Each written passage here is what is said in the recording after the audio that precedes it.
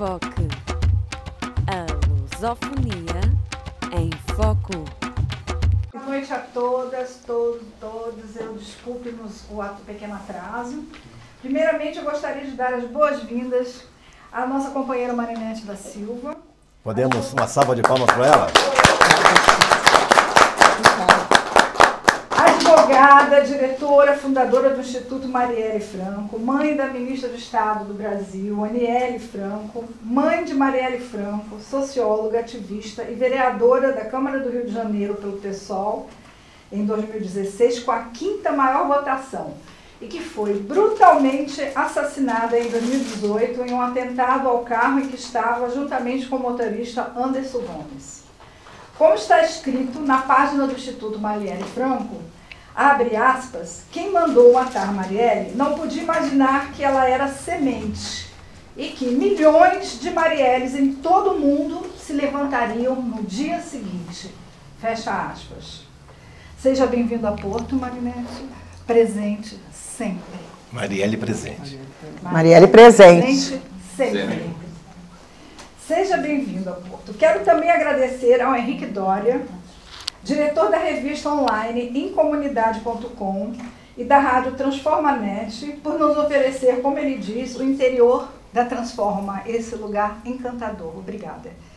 Agradecer também à sócia de Henrique, Lorelai Haddad, cantora, contadora de histórias, leitora, amante da poesia, da música, da dança, folclore, quer dizer, eu roubei um pouquinho isso lá no também, e da culinária afetiva, por nos acolher dessa forma afetiva, como você sempre faz. Gratidão também. Nossos sinceros agradecimentos ao Nito Malúcio Arruda, escritor, produtor e apresentador do programa Sou Brasil pela Rádio Metropolitana do Porto. Está sempre conosco em todas as lutas. Muito obrigada. Agradeço também ao núcleo do PT Lisboa, ao Comitê Popular das Mulheres, no qual eu faço parte, juntamente com a minha companheira Gleiciane, que está na organização e na produção, e minha companheira Maria José também, que está aqui, Maria José Rego, nos acompanhando. Também, por fim, quero agradecer a Renata Gaspar, que fez nosso card de divulgação. Muito obrigada, ficou lindo. E ao nosso companheiro Camilo Júnior, que está nos dando um apoio na logística também no Transforma. Então, deixo agora. E meus agradecimentos a todos aqui que estão presentes. Muito obrigada e agradeço pela paciência de vocês por ter nos esperado. Eu vou deixar o espaço para o Henrique e vou ficar ali, dá licença. Eu agradeço à Marinete ter vindo aqui a este espaço. Nós somos uma pequena rádio online, temos uma revista, essa sim já muito divulgada, particularmente no Brasil. Temos um grande número de colaboradores já há bastantes anos, porque a revista vai em 13 anos, temos um grande número de colaboradores brasileiros na nossa revista e tê-la aqui é uma honra e também um ato de cidadania e de luta neste momento em que tudo aquilo que parecia definitivamente varrido em Portugal com o 25 de Abril e depois que parecia definitivamente varrido no Brasil com o fim da ditadura militar, parece que regressa agora em novos moldes, não sabemos se piores ainda do que os anteriores. E nós estamos aqui a lutar, a Rádio Transforma e a Revista em Comunidade, na pequena, muito pequena medida das suas capacidades. Estamos a lutar para que tudo aquilo que foi um passado que oprimiu Portugal e o Brasil não regresse. E a Marinete é não só mãe de uma grande lutadora que morreu pela causa da liberdade, da igualdade e da fraternidade, mas ela própria também uma grande lutadora e é unindo todos os lutadores, todas as lutadoras por esta causa da liberdade, da igualdade e da fraternidade que nós podemos conseguir um mundo melhor. não é cada um para seu lado, e sobretudo é muito importante. Hoje fala-se muito em luta nas ruas, em as pessoas estarem nas ruas, em as pessoas unirem-se. Sim, isso é muito importante, é essencial, mas também é essencial e cada vez mais a luta na comunicação social, nas redes sociais que cada vez mais conformam a mente das pessoas, sobretudo dos mais jovens que não têm uma memória do passado. Dizer-vos a todos umas palavras sobre o momento em que estamos aqui, este momento e o momento que estamos a viver certamente. Muito obrigado.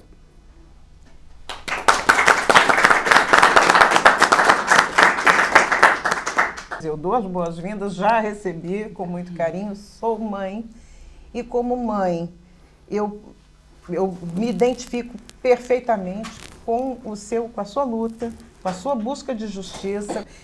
Eu admiro muito você tem um papel importantíssimo, 2 filhas maravilhosas, uma agora servindo ao Brasil na figura da ministra Aniele Franco, né, da igualdade racial, uma dívida que o Brasil tem que saldar, tem que passar essa história limpa. Afinal de contas, no Brasil a gente brinca, entre aspas, que temos pele alva e pele alvo. Eu não vou mais me alongar, eu só quero que você se sinta em casa, abraçada e acolhida, porque aqui é sua casa em Portugal. Quando você vier ao Porto, saiba que aqui você tem acolhida, tem casa. Você tem amigos entre nós, tá bom? Obrigada. Seja muito bem-vindo ao Porto e ao nosso humilde espaço aqui. Vou passar para o Marlúcio, tá? Que a gente vai começar e deixar você falar à vontade. 2 coisas rápidas. Primeiro, Marielle presente sempre. Ponto. Segundo, a história que a história não conta. Estação Primeira de Mangueira, quando muito bem em 19, traduziu para o mundo as loucuras que o Brasil ainda produz. Então, vamos ouvir a convidada para falar para a gente sobre o Instituto, o que vem fazendo, a sua percepção, como tem sido ultrapassar todo esse momento de sofrimento, de dor. O Brasil, a humanidade perdeu uma líder, uma voz dos que precisam de voz. A senhora perdeu essa voz e uma filha. E quem tem filho sabe o quanto isso dói. Então a gente queria ouvir um pouco o seu testemunho sobre toda essa trajetória e depois vamos abrir para que todo mundo possa conversar. Só vou pedir que a gente se organize para que a gente obedeça a ordem dos pedidos. E enquanto ela puder nos atender, estaremos aqui até a meia-noite, se Deus quiser, conversando. Não, brincadeira. Boa, boa. Tem um bolo de rolo ali de Pernambuco depois que... Tem o vinho do Henrique. Fique à vontade. Muito bom, gente. Então, obrigada pela acolhida. Boa tarde a todos e todas. Eu não vou nominar quase ninguém, porque era impossível saber o nome de todos, mas eu sinto todos abraçados. Vou falar de uma das mulheres, que é a Vânia, que tem me acolhido aí, né, na figura dela. Parabenizar e também dizer o quanto é importante para mim estar com essas mulheres que têm feito essa frente, né, popular dentro essa junção de Brasil e Portugal, e os homens também, que a gente tem que caminhar com eles, cada homem que chega para caminhar conosco é uma força a mais, né? A gente faz como a gente faz com a branquitude lá no Brasil, não aqui. Né? A gente fala que vem os brancos para nos acolher e para caminhar junto conosco, que é importante, é como os homens. Cada um que chega para nos acolher, para caminhar junto, é um passo a mais que é dado, é um reconhecimento cada vez mais que a gente vive nesse país de tanta desigualdade como é o nosso. Né? E aqui também não deve ser diferente em alguns setores, né? Em alguns segmentos. E é um prazer enorme estar com vocês. Eu não vou dispensar a apresentação, porque a minha apresentação é muito pequena também, mas eu fico muito honrada de estar aqui hoje e dizer o quanto é importante trazer essa história, né, do Brasil com Portugal, com a desigualdade que a gente tem vivido realmente, essa busca por justiça, né? Não só em relação à história da Marielle, que é uma figura ímpar, é uma mulher que muda a história daquele país por ser periférica, por ser uma mulher que defendia o que a gente imagina que fosse importante, e para ela era importante também, mas para que a gente vive dentro de um país de desigualdade e um crescimento muito grande de várias coisas que a gente não consegue entender o quê. Principalmente esse setor de mulheres e homens que são tombados a cada dia no Brasil, né, independente de qualquer idade. Então, a história da Marielle vem nesse recorte, né? De mulher que venceu muito, ela dizava que ela acreditava, desde uma ativista, por 10 anos na Comissão de Direitos Humanos na Alerj, que ela fez por 10 anos, junto com Marcelo Freixo, com outras lideranças também, mas com uma mulher que teve o convite em 2016 para ser candidata, como o partido não tinha nenhuma mulher negra no PSOL, e obviamente eu fui muito contra quando a Marielle falou que queria se candidatar, porque eu acho que o trabalho que a minha filha fazia era de uma importância enorme, já não precisava entrar em nenhum partido, não precisava ser partidária para fazer o que ela já fazia, né? Desde uma liderança quando era criança. Marielle vem desse caráter, né, de comunidade, porque a gente vem do segmento católico, todo mundo lá de casa, minhas avós, né, minha mãe, pai da mãe, de pai, minha mãe, e a gente também traz as meninas para essa centralidade de que é saber o que é a comunidade, o que é lidar, né, na diversidade, nascida e criada dentro da Maré, uma mulher que tinha um acesso, mesmo tendo no Brasil várias facções, como tem ainda hoje, mas ela transitava para todos os lugares sem nenhum problema, né? Garantia, né, todo mundo que entrava e saía daquele lugar. Então, e quando ela decide realmente se candidatar, para mim foi um choque, né? Eu não sei, coisa de mãe, eu sentia que eu não precisava daquilo, né? Um trabalho que já estava sendo feito como ativista, como coordenadora, como uma mulher que já passava, como uma mestra de periferia, como ela foi pela PUC, né, que ela fez Ciências Políticas, depois fez a graduação, fez o mestrado. Então, aquilo, para a gente, enquanto família, para mim, era suficiente. Maria não precisava entrar em nenhum tipo de partido para, mesmo continuando na Alerj, para ter uma ascensão. Lógico que ela teve, foi como a Rick falou, né, a Vânia, que falou agora há pouco, foi uma vereadora no primeiro mandato, que foi a 5ª no Estado e a segunda no partido, né? Traz isso muito presente na história dela, de uma política diferente, uma política de afeto, e até que ponto a minha filha incomodou aquele parlamento para que a gente tivesse a Marielle com 1 ano e pouco depois, né, sendo sacrificada com a vida. Então, é uma pergunta que a gente não consegue parar, né?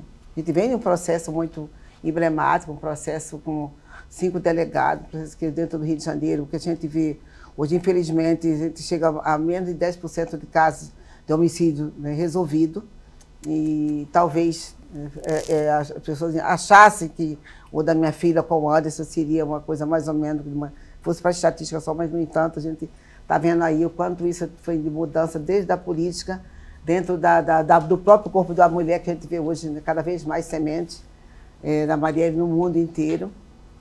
E foi o que a gente viu, né? O que a gente viu acontecer no Brasil.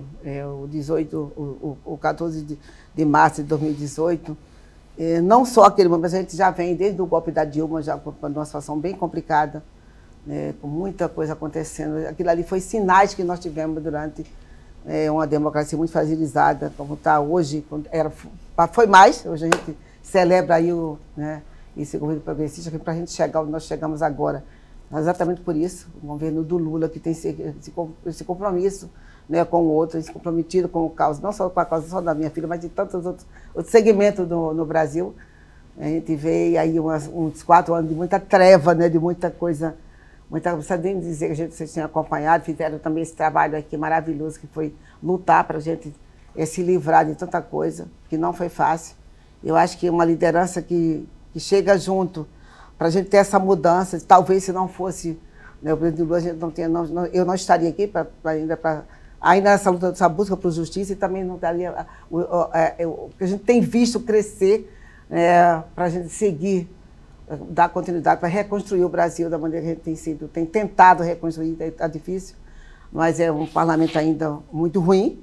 Então, tivemos agora há pouco uma votação na Câmara, né, de 129 homens que acharam por bem de dizer que aquele um deputado, dentro do seu mandato, que estava como mentor da morte da minha filha, fosse para a rua. Então, isso é muito ruim. Isso foram muitos sinais muito ruins para a gente, enquanto democracia fragilizada.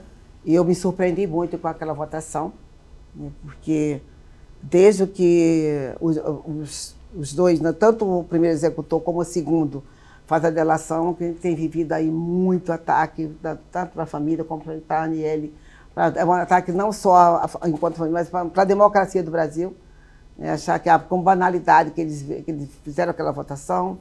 Então é para a gente chegar assim, no momento do processo, que tem tido vários avanços, mas tem muita coisa para acontecer ainda. Esses homens ainda não foram, ainda não teve uma denúncia formal para eles. Entendeu?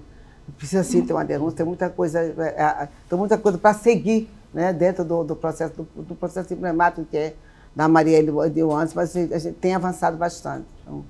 Então esse mito que surge a partir dessa mulher, né, que vence, né, essa barreira de defender a minoria, de defender aquele parlamento, fazer com que aquilo tenha, né, uma liderança feminina, negra, que não existia, de um sistema patriarcal muito grande, como ainda é uma minoria muito pequena dentro do Brasil, né, não só na Câmara do Rio de Janeiro, que é na segunda maior cidade do país, mas em todo o Brasil.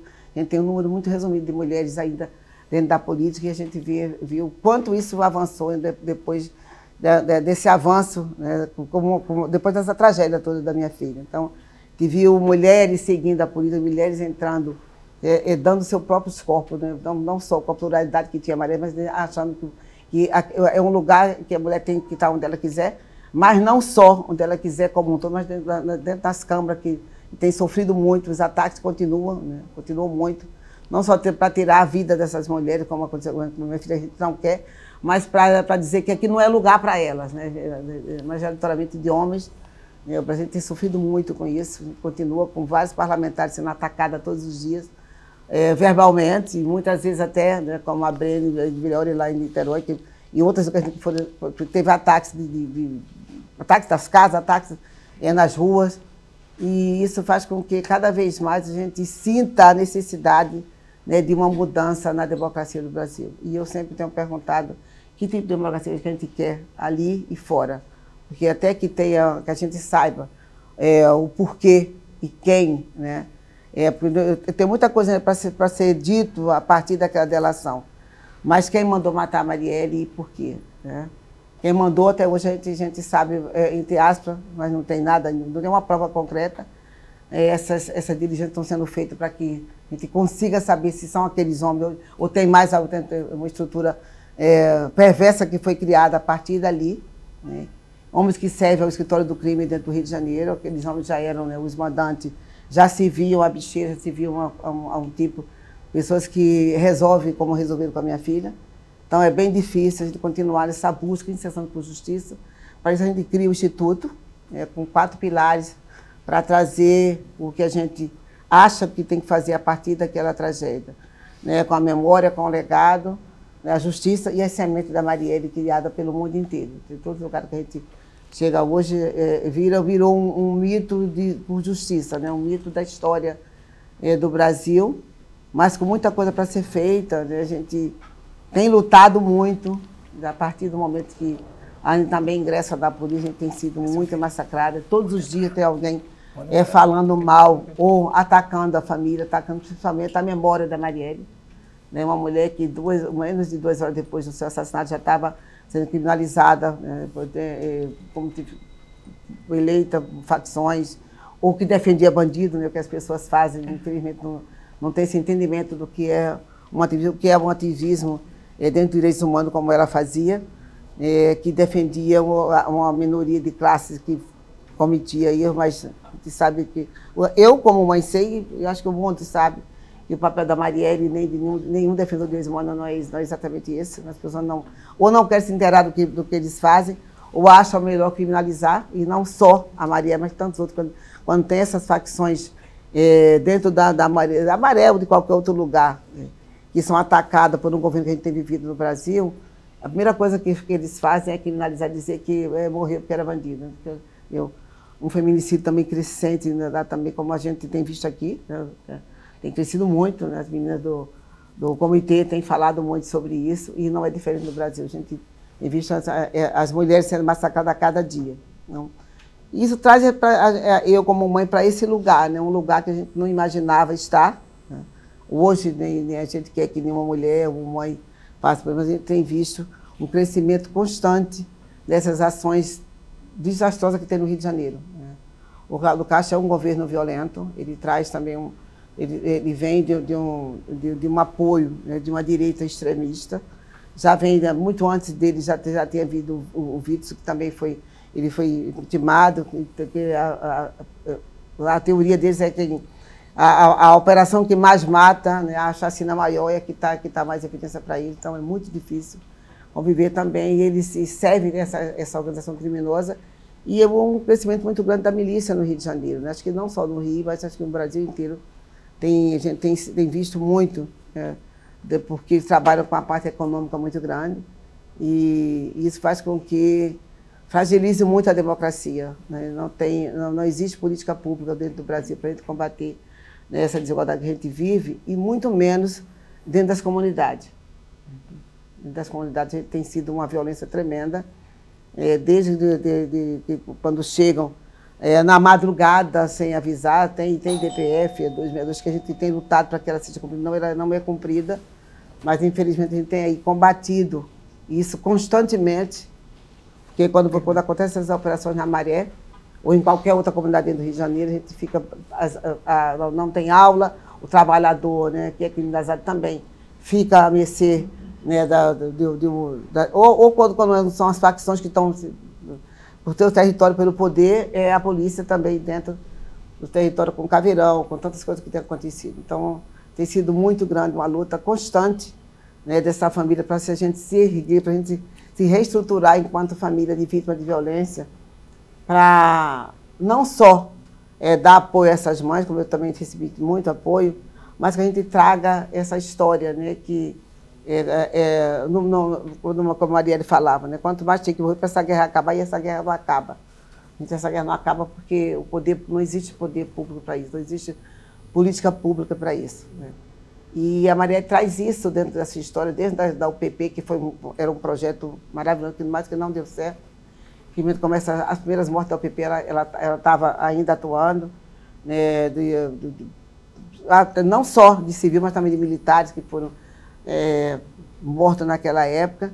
E uma coisa que me chamou muita atenção, e chamou a atenção do mundo, que a Marielle foi assassinada exatamente numa intervenção, né, dentro do Rio de Janeiro, né, que era nada mais nada menos comandado pelo Braga Neto. Foi um homem que me incomodou bastante. E eu pedi em público, muitas vezes, para ele ser investigado. Ele nunca nos recebeu enquanto interventor dentro daquela... E a Marielle teve alguns problemas, porque ela tinha acabado de ser nomeada como relatora daquele projeto.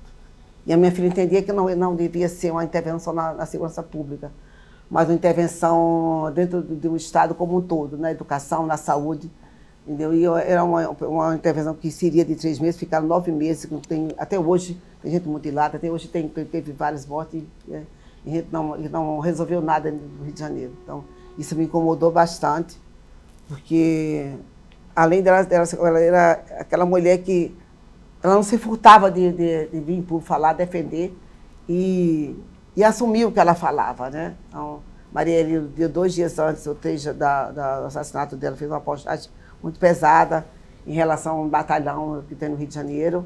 Tinha feito também um embate muito grande por conta da intervenção dentro do Rio também, que já estava, entendeu, sendo totalmente violado, com várias violações de direito nas comunidades. E isso fez com que ela fosse à frente desse projeto e queria não só defender o que ela entendia como parlamentar na vereança dela, mas defender o Rio de Janeiro como território dela, né, principalmente dentro da Maré. A gente traz esse recorte aí de uma guerreira, né? Infelizmente, a pior maneira, né, que eles acharam foi tirar a vida daquela mulher. E que fez com que a gente tivesse hoje nas ruas, tivesse ocupando esse espaço como eu estou aqui hoje. A Anne fazendo a história dela, teve como diretor do Instituto até ser nomeada como ministra.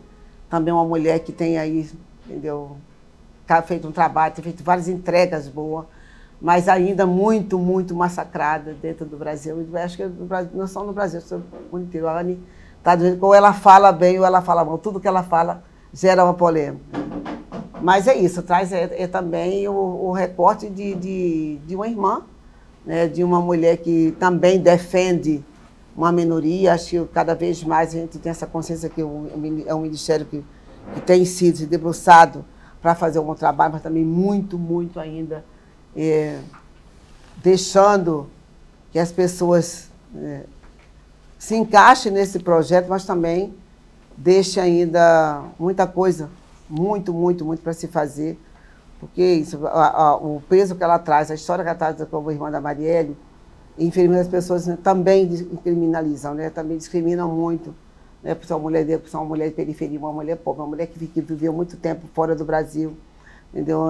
Acham que só isso era o bastante para ela, mas que não é. A Anne tem sua história e não tem como desvincular o Ministério do Instituto, não tem como desvincular o Ministério da história da Marielle como um todo, da família, que não vive esse luto, até que saiba, né, que essas averiguações têm sido feitas a partir da delação e a partir do que a gente tem ainda para entregar, para poder a gente reconhecer o porquê disso. Porque da maneira que eles mataram a minha filha, não existe, não tem como você achar que alguém fez aquilo aleatoriamente por um ódio, como foi, né, foi cogitado muitas vezes, até mesmo pelo delegado Rivaldo. Eles achavam que, ele mesmo veio em público e falava comigo que não tinha mandante, eu achava que não tinha mandante, né? Não existia mandante para aquilo ali.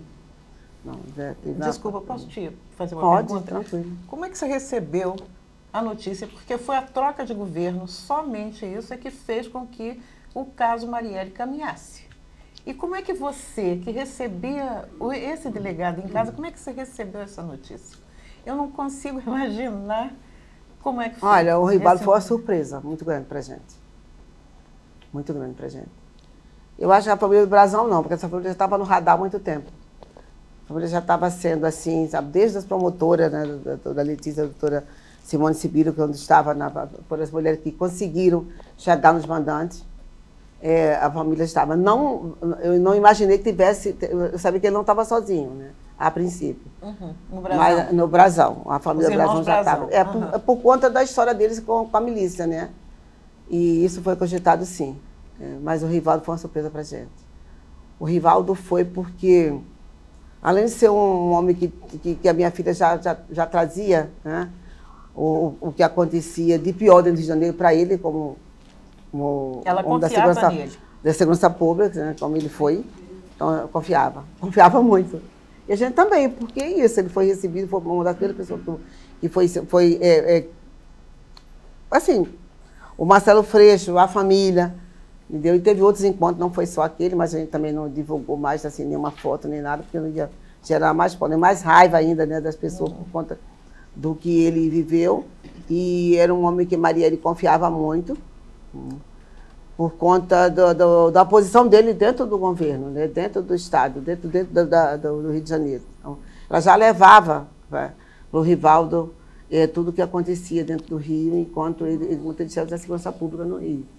Então, ela confiava muito nele, ela confiava na história, ela confiava, né, no poder que ele tinha mesmo de assumir, né, e resolver, de ajudar ela a resolver, porque ele, na parte da Polícia Estadual, né, como era, ele e ela dentro do direito humano. Então, ela já levava os casos para o Rivaldo. Então, o Rivaldo tem umas coisas assim, muito interessantes que ele sempre, além de elogiar, ele garantia, né, ele garantiu que ia, quanto resolver o problema, solucionar e ajudar também a chegar nos mandantes. Então, para a gente foi muito assustador o que aconteceu, o que a gente viu naquele dia, naquele domingo, e mais alguém que estava com o Brasão, né? A gente sabia que tinha mais alguém, isso foi ventilado em algum momento pela imprensa, mas eu também não imaginava que fosse o irmão, né? Assim, porque também era um deputado, não vivia muito no Rio de Janeiro, então a gente já não imaginava, sabia que tinha mais alguém, alguém ajudou no plano, né, com a mentoria do caso. Mas eu não imaginava que fosse o irmão também, sabia que tinha alguém. E o Rivaldo foi, sim, uma surpresa muito grande. Foi pela confiança que a minha filha tinha nele, a família, ele nos acolheu, né, não foi uma vez só, que ele estava conosco, no dia dizendo seguinte, que era uma honra para sua ele casa, resolver. não é? No dia seguinte, nós tivemos ele tava lá com ele, nós Freixo, tivemos com o Freixo, tivemos com ele. Foi a primeira pessoa que o Freixo também ligou, né, para contar, para relatar o caso e para ele também ajudar enquanto uma autoridade, né, dentro do Rio de Janeiro. Então foi bem difícil aquela ação, porque foram 6 anos à espera que alguém fizesse, né? Primeiro foi o primeiro delator, que foi o Elcio, o segundo, como você viu, já tinha tido outros problemas dentro do que eles entendiam, os dois, quando eles começaram a desentender, a saber que de algum momento alguém ia falar, né?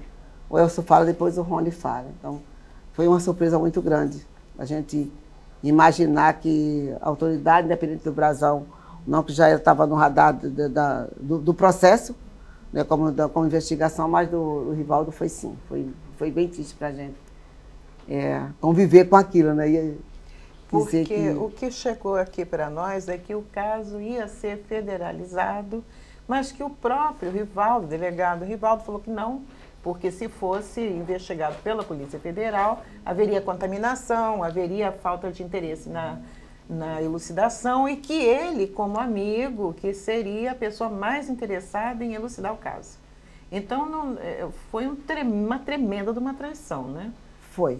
Porque vocês não deixam federalizar para entregar na mão de uma pessoa que seria, entre aspas, de confiança. E, na verdade, estava na mão do próprio comparsa do crime ali.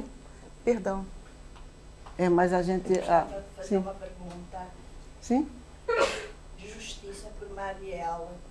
Com a Marielle já morreram várias pessoas, morreu um motorista, o porteiro da casa do Bolsonaro desapareceu misteriosamente, ninguém faz ideia, outros morreram, agora finalmente morreram e foram presos os... São 7 pessoas presas. Os que dispararam. E finalmente 2 irmãos, os Brasão, estão na cadeia e viram a ser acusados de mandantes dos crimes. Mas dá-me a ideia de que vocês não acreditam em metade desta história, visto que continuam a pedir justiça por Marielle, certo? Não estão satisfeitos? Não, acho que não tem como estar satisfeito, porque é um processo longo, é emblemático, é um processo longo, é um processo que a gente tem que ter esses homens ainda denunciados, a denúncia ser aceita e que esse processo continue em Brasília. Precisa também de um júri, não tem ninguém condenado até agora. Então, até que tenha alguém condenado, a gente não tem justiça digna para Marielle e Watson. E pegando o gancho, como você falou, na federalização, eu fui contra a federalização, porque a gente vivia um governo muito difícil. Claro. Não se sabia com quem ia cair esse processo. E eu acho que quem tem que dar resposta para esse caso todo tem que ser o Rio de Janeiro. Foi ali que mataram a minha filha, é ali que tem que ser feito.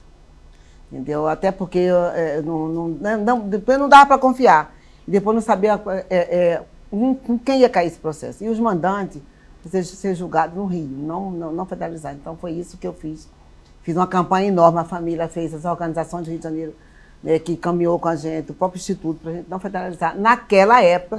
E só foi federalizado agora por conta da mudança de lógico. Também, mas porque eles têm foro privilegiado. Um é do Tribunal de Contas e o outro é deputado. E o outro também, o Rivaldo não se encaixaria, mas entendeu? É uma figura também que estava junto, então precisa sim. Tem outro olhar. E a gente só chega nisso por conta do empenho de um governo progressista que a gente está vivendo. Que se empenhou, realmente deu a palavra dele desde o Dino, quando assume. Sim. Quando o Dino assumiu, né, o Ministério, ele falou, me abraçou e falou que a gente ia lutar para que isso acontecesse. E antes de sair, realmente a gente conseguiu, já está o caminho para chegar nos mandantes. Então, foi essa a minha preocupação, né, acho que da família toda, acho que do Brasil, porque a gente não sabia com quem que ia cair esse processo. O procurador da época também o Aras era um cara muito difícil, continua ainda com muita coisa que não foi resolvida na época dele. Então não dava para confiar, federalizar um caso, até porque isso foi dentro do Rio de Janeiro. Não tem como sair dali. Eles não tinham foro para isso também. Agora tem. Os mandantes, é isso que a gente tem lutado para que esse sim, eu quero que continue em Brasília, mesmo que saia do STF, vá para o STJ. É o que a gente já tem mais ou menos garantido isso para a família, porque é importante que fique lá em Brasília. Para isso a gente lutou e vai continuar lutando para que ele fique em Brasília, sim, nos mandantes. Não só porque eles têm esse foro privilegiado, por isso que foram para lá, mas porque a gente precisa de uma base legal para fazer esse júri acontecer no Rio de Janeiro. A gente vai para esse júri esse ano, né? A gente espera, com os mandantes já definidos, com essa diligência que está sendo feita, com veracidade que a gente precisa, então é outra coisa, né? Você entendeu? Até porque tem visto muitos casos de júri no Rio de Janeiro em relação às mulheres, muito complicado. Né? São 7 pessoas, ainda tem isso, ainda se corre esse risco. Isso. Infelizmente. A gente está pela defensoria, né, que é também uma casa que tem sido seguida conosco, tem feito um trabalho maravilhoso. A defensoria tem sido um apoio total, porque são os nossos advogados de acusação, são os defensores do Rio de Janeiro. Então, a gente vai, com o nome desses mandantes, com a denúncia, e eles já como réu, a gente tem uma base boa, porque vai mobilizar, acho que talvez o mundo inteiro com esse dia. Todo dia se pergunta quando que vai ser, e a gente vai lutar para que isso seja esse ano, mas já com uma base mais concreta com o nome das pessoas que mandaram e por quê. Então, porque não está fácil também condenar as pessoas no Rio de Janeiro por conta de feminicídio das mulheres, não tem sido fácil.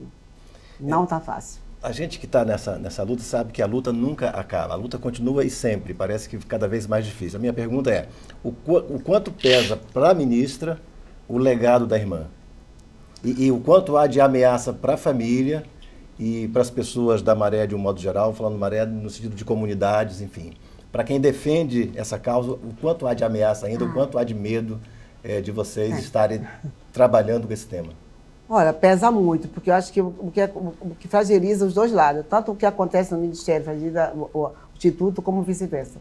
Toda ação que a gente faz, a gente tem que ter muito cuidado para não ter um olhar para atacar a mais do que ela já é atacada, porque isso, hoje ela está no PT, mas até então ela era o contraponto daquele Ministério. É uma mulher que se posiciona muito bem, não é porque é minha filha, mas ela tem feito umas entregas muito boas, né, porque traz isso, né, traz uma história... traz um mito que ela acredita que é a história da irmã. Então, isso pesa muito. A Anne hoje não sai de Brasília sem segurança. A gente, depois de tudo que tem acontecido, ela está com mais de 5 mil ameaças de morte, né, para ela e para as crianças também, então é difícil.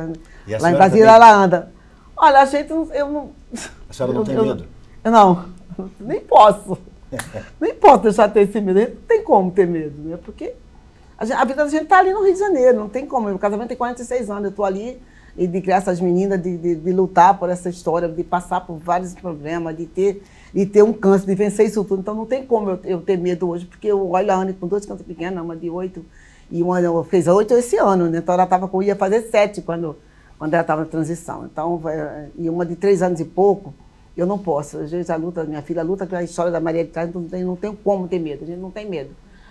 Vai existir o medo, né? Mas não pode deixar esse medo chegar para travar qualquer tipo de coisa que eu venha. Estar num lugar desse, estar na frente do Instituto hoje, né, como fundadora, trazer a história da filha dela também, né, para uma incidência que precisa ter. Né, a Luiara hoje também já está conosco, já tem 25 anos, já está aí tendo esse entendimento com legitimidade que ela tem muito grande dentro do Centro de Memória, para a gente construir dentro do Rio de Janeiro, mas também levar essa força cada vez mais, né? Porque não dá para a gente imaginar no medo que possa nos travar enquanto família de vítima, né, de uma violência extrema como foi da minha filha. Não dá para imaginar no medo ainda não. A gente vai lutar, né? Eu tenho sempre muito medo, assim, já tive mais, né? Claro. Da história da Ana, e tive muito medo da história da Marielle também, quando a Marielle entrava direto com o Marcelo. A gente via sempre o Marcelo muito bem amparado com segurança. E muito ameaçado. Muito, né? Bom. Eu lembro de uma cena muito engraçada que eu não vou esquecer nunca.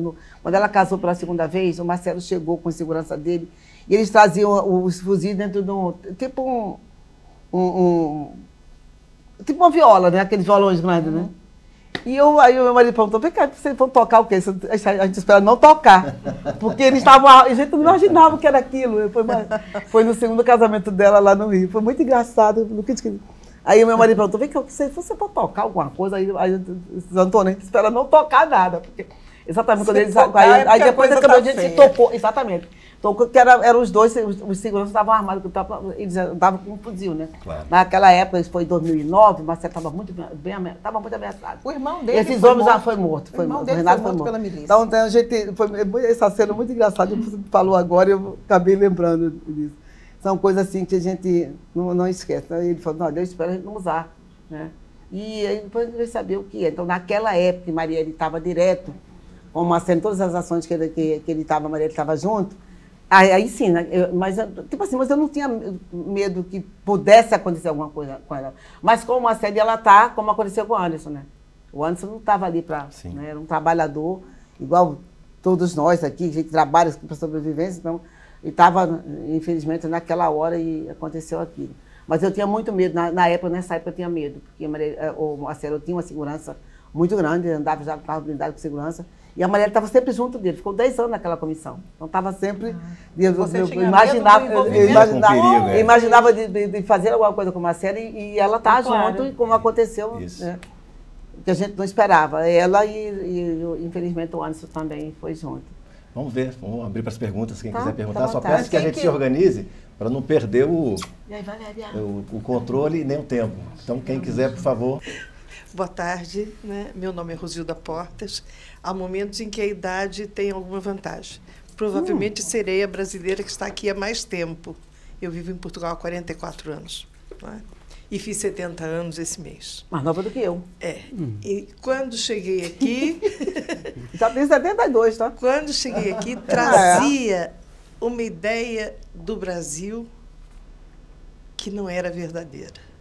Eu saí do Brasil com quase 25 anos e achava que o nosso país era um país de gente boa, né? Era um país em que as coisas corriam bem, apesar da gente estar vivendo num período de ditadura, né?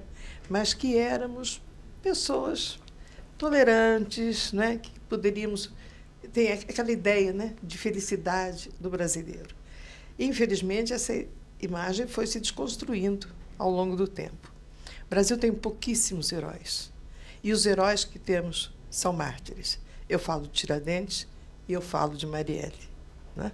Viraram heróis. Marielle é heroína hoje em dia, mas, na verdade, ela foi uma mártir.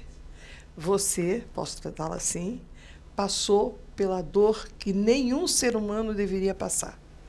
Porque ninguém deveria passar pela dor de enterrar um filho. Eu sei do que falo. Né? Agora, essa dor, ela expandiu-se por todos nós. Eu estive com a Aniele no ano passado, estive com o Freixo, conversamos um pouco em Lisboa, nós fizemos várias manifestações aqui no Porto, e eu apenas queria lhe dizer uma coisa.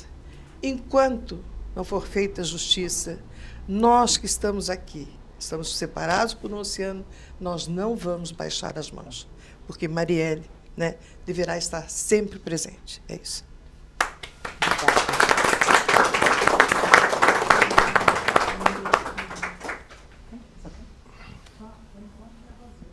Microfone livre, ó. Aproveita. A senhora quer falar um pouco sobre isso? Não, eu acho que...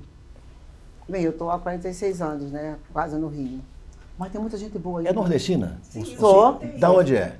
Eu sou de uma pessoa. Sou Eita. Paraibana. Totalmente paraibana. Todo mundo é. Não é carioca do biscoito. Não, mas não dá pra ver, né? Ela não fala biscoito, não. Não, dá pra ver. Dá pra ver que a gente vem aí e traz isso, né? Muito presente, né? Sim. Não, mas eu acho que ainda tem muita gente boa, sabe? Tem muita mudança. Mas a gente precisa acreditar. Mas também tem muita gente. Não, eu acho que quando com mártir, né, a gente vem aí, não só com a história da Marielle, mas com tanto defensor de direitos humanos, de modo geral, sendo hoje ceifado em vários segmentos. Mas a gente está vivendo ainda, está vivendo agora, né? Não quero dizer que não se vê uma época muito dura, ditadura e tanta coisa que tem acontecido, mas também de muita mudança. A gente precisa acreditar nisso. Né? Acho que quem está aqui precisa torcer para que a gente viva bem, e de lá precisa que vocês também vivam uma democracia plena, uma democracia boa que a gente precisa ter. Mas tem gente boa demais naquele lugar ainda, como aqui também deve ter. Né? E aí você precisa acreditar. É o Brasil, né? Se fortalecer nisso. Cada vez que a gente está num lugar que tem esse acolhimento, que tem essas mulheres identificando tanto a história da Marielle e de tantos outros líderes, liderança que foram estão sendo cada dia abatidas, tombadas por outras mulheres, precisa acreditar que ainda tem jeito, sabe? Tem que ter uma mudança.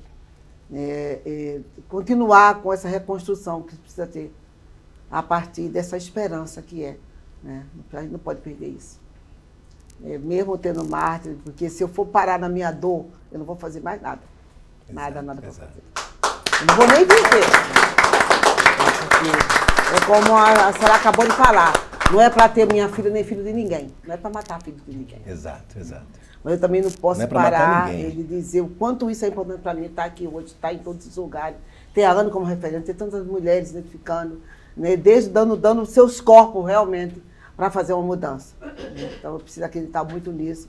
Senão eu não teria força para dizer que a minha filha, sim, é um símbolo de resistência, a gente vai continuar resistindo. Isso aqui também é resistência. Entendeu? E eu acredito muito nisso ainda. A gente continuar lutando, tendo história como a história do Marcelo, que tem superado tanto, a Anne e tantas outras mulheres, né? Que estão cada vez mais fragilizadas com uma democracia que não é o que a gente precisa, mas é o que a gente tem.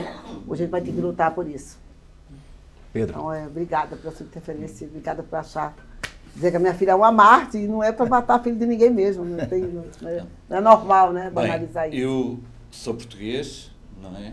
E pronto, estou ligado a um partido político, mas também a vários movimentos aqui.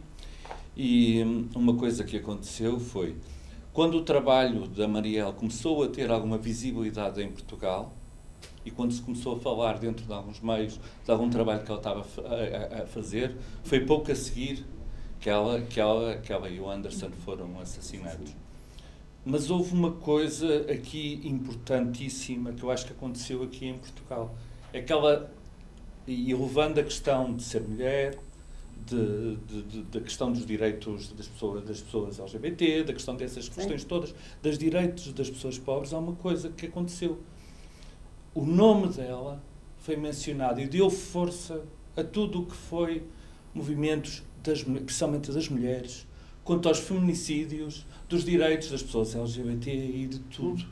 Ou seja, esse legado que fica dela é muito importante também para nós portugueses que estamos dentro dos movimentos e que estamos, no fundo, a querer essa força progressista em que realmente deixemos de ver as pessoas como pessoas boas ou más, ou a maneira como as pessoas são tratadas como pobres, que são automaticamente tratadas como bandidos, muitas vezes, e de facto ver como essa memória e o trabalho que ela teve, e o trabalho que também todas vocês tiveram, depois também com a visibilização daquilo que é visibilizar, por um lado, o que aconteceu, porque acontece, e qual é este trabalho, é extremamente importante para mim, e como tal é um privilégio também estar aqui e ver esta força toda, e que haja muita força, e do nosso lado também, eu, também como português, como homem, como pessoa que tem um privilégio natural, sinto que realmente é muito importante que continuemos esta luta pela verdade, pelo que aconteceu, e pelas muitas Marielles e pessoas que, não tendo a visibilidade da Marielle, pela sua ação e pela sua ação de gente boa, são muitas vezes derrotadas e mortas, e em relação a isso, e por isso muita força nesta luta, e naquilo que eu puder e naquilo que eu estiver, estarei sempre a tentar que estas lutas vão para a frente. Muito obrigado.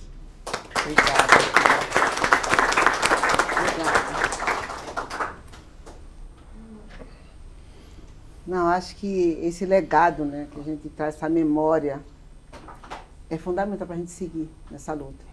Não tem como. E aí eu trago sempre o Instituto para essa centralidade que a gente vive hoje. Né? Para dizer quem que vai cuidar dessas mulheres quando chega num lugar que a Marielle chegou. A gente não quer mais que nenhuma Marielle seja tombada, né? A gente não quer.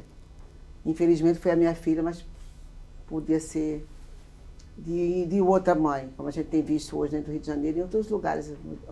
Mulheres sofrendo por conta de uma violência extrema. Mas a Marielle em si, a gente fala, né? Acho que traz uma luz tão grande para a gente, traz uma força. Eu olho assim, a gente vê desde de um trabalho de escola, né? Dentro do Rio de Janeiro, em outros lugares. Eu fui em 2019, né, para a Espanha e fui em 6 cidades. Todas aquelas cidades tinham adolescentes falando da minha filha, sem nunca ter visto. Né? Falando da história da Marielle. E aquilo foi... Tem uma turma especial que me deixou muito tocada, que eram crianças, né, com síndrome de Down, com várias limitações. O trabalho lindo que eles fizeram. Então, é isso que a gente traz hoje, para essa memória. Essa memória e lutar mesmo, assim, tanto aqui como em qualquer lugar. Quem que cuida dessas mulheres quando decidem entrar nessa política partidária? Quem que vai cuidar dessas mulheres? Não tem política pública para isso. Não tem no Brasil, acho que não tem, talvez, não sei se tem em algum lugar que a mulher se sinta acolhida para ter uma eleição e você chegar naquele parlamento e dizer o que você quer, você precisa. Então, é isso que a gente tem feito, né?